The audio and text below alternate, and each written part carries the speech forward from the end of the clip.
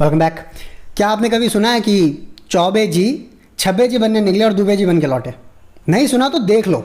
Income tax department की जो website है फाइलिंग की, उसके साथ यही हो रहा है। भारत सरकार का इंटेंशन था कि जो अभी आईटी का रिफंड प्रोसेस किया जाता है वो 63 दिन के अंदर होता है एवरेज। उसका टर्न अराउंड टाइम इनको लाना था 1 दिन में। अब इसका नतीजा ये निकला है कि पिछले साल जिस इनकम टैक्स डिपार्टमेंट ने 95,000 करोड़ के रिफंड प्रोसेस कर दिए थे 26 अगस्त 2020 तक, वही डिपार्टमेंट 2021 की 16 अगस्त तक खाली 50,000 करोड़ रिफंड प्रोसेस कर पाए। क्यों? हम तो डबल करने निकले थे और आधे होके रह गए। अब भगवान ही जाने क्या इंटेंशन के साथ ये काम करते हैं।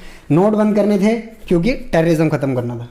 जीएसटी इसलिए लाए क्योंकि चुंगी नाका खत्म करना था। 50 तरह के स्टेट टैक्स और ये जो कच्चा पक्का सब खत्म करना था, इसके लिए जीएसटी आ गया।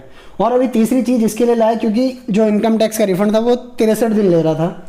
बिना ब्याज के सरकार के पास पैसा रखा था। दिक्कत क्या थी? हैं, आम जनता तो सड़कों पे निकली नहीं थी कि हमें 63 दिन की बजाय 1 दिन में दो। नहीं हुआ ना। तो ये रायता फैलाता कौन है? आप एक दिन सपने से उठते हैं और बोलते हैं आज क्या किया जाए, चलो आज इनकम टैक्स की वेबसाइट की लंका लगाई जाए। ऐसे देश चलाओगे क्या? फाइनेंस मिनिस्ट्री आधिकारिक तौर पर कह रही है कि 21 अगस्त 2021 से इनकम टैक्स की ई फाइलिंग पोर्टल अवेलेबल नहीं है।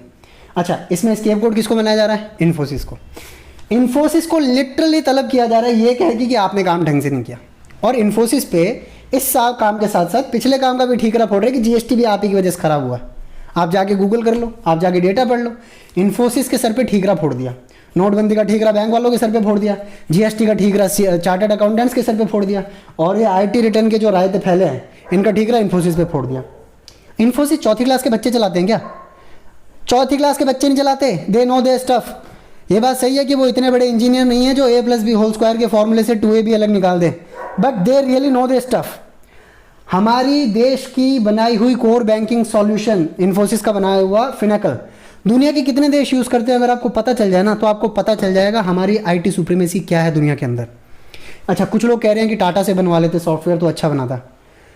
अबे टाटा वाले स्विच करके इन्फोसिस में जाते हैं, इन्फोसिस वाले एक्सेंचर में, एक्सेंचर के कॉग्निजेंट में, और कुछ लड़के स्टार्टअप लॉन्च करते हैं।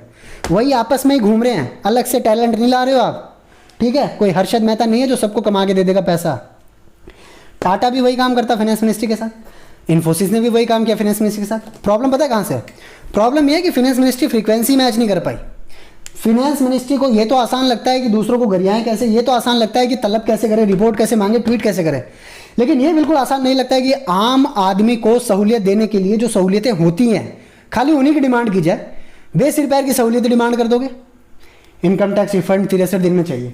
अच्छा चलो ठीक है, अगर ये सिंपल होता कि भाई मेरे को ग्रॉस सैलरी मिलती है 8 लाख रुपए, उसके ऊपर मेरे को पेट्रोल अलाउंस मिला 5,000 रुपये, 8 लाख 5,000 में से मैंने 80C में से जो डिस्काउंट लिया वो, मेडिकल इंश्योरेंस का जो लिया वो, एनपीएस में जो इन्वेस्ट किया वो हटा के मेरी टैक्सेबल इनकम इतनी बनती है, मैं पे कर देता हूँ। इतना आसान नहीं होता है। बैक एंड पे आपको डेटा कोलैबोरेट करना पड़ता है। डेटा कोलैबोरेशन 50 तरह का होता है। आपको 50 तरह के बेनिफिट्स मिलते हैं जो आपको टेंजिबल एसेट्स के तौर पे नहीं मिलते।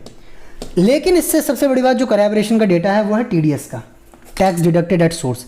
टीडीएस के अपने इतने रिटर्न्स जाते हैं ना सरकार के पास। बैंक ने काट लिया टीडीएस, पोस्ट ऑफिस ने काट लिया टीडीएस, आपके एम्प्लॉयर ने टीडीएस काट लिया आपकी सैलरी पे, उन सबको वो रिपोर्ट करते हैं, ठीक है? 10 नंबर के साथ भारत सरकार को रिपोर्ट किया जाता है। फिर उसके साथ आपकी जो डिक्लेरेशन है उसके साथ उसको कोलैबोरेशन करते हैं। फिर जाके ये टैक्स रिफंड प्रोसेस होता है, टैक्स रिफंड।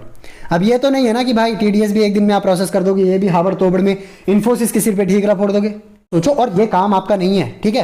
कंक्रीट काम करो। जॉब क्रिएशन हो नहीं रहा आपसे, करप्शन खत्म हो नहीं रहा आपसे, जो देश का सेकुलर फैब्रिक है वो मेंटेन हो नहीं रहा आपसे। नेपाल आंख दिखा रहा है, भूटान के साथ प्रॉब्लम चल रही है, चाइना परेशान किए जा रहा है, अमेरिका के साथ दिक्कत है, हमारा इंटरनल कोलैप्स कर रहा है सिस्टम, इकोनॉमी पता नहीं भगवान जाने कितना नेगेटिव है, डेटा बदल के आप लोग आगे ला रहे हो।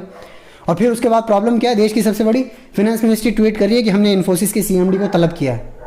मत करो, इतना फेम, इतना ट्विटर का लालच आप मत करो।